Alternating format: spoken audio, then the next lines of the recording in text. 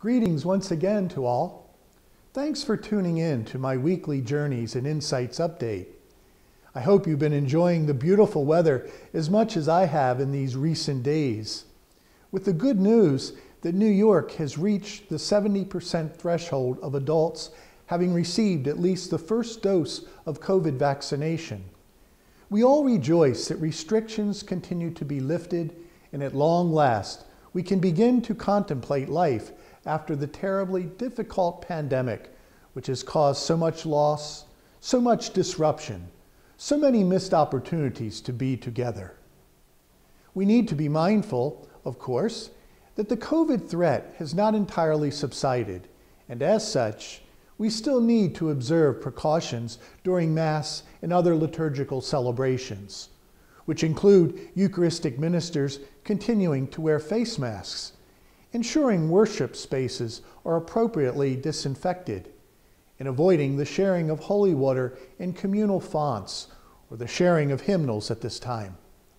Gradually, as more and more of us are vaccinated, public health officials assure us that we can interact with one another without fear of spreading or being infected with the virus.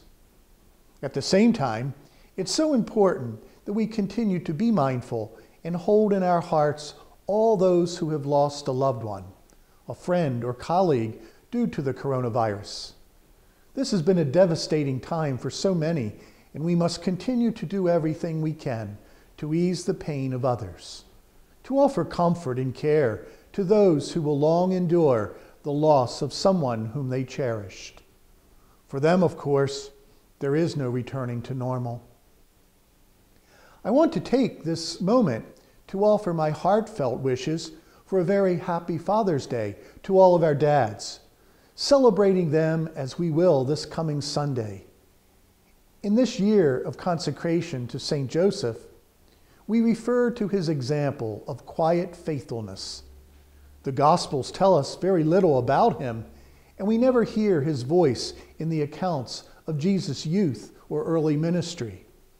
But they reveal a man who accepted unconditionally God's will, as incredible as it must have seemed to him. His young wife found to be with child. He was Mary's devoted protector, leading her and her unborn child to safety from the threat of King Herod to kill all firstborn males.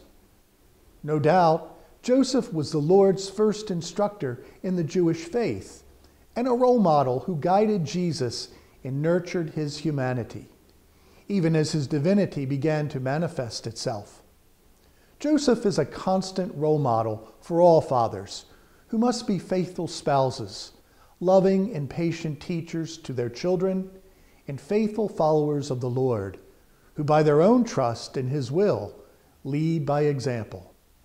So again, a very happy Father's Day to all. You have my deepest admiration and constant prayers that God, who is Father of us all, will sustain you, guide you, and multiply all of the good that you seek to bring about in your families and among those who rely on you each and every day. Thanks again for sharing these few moments with me.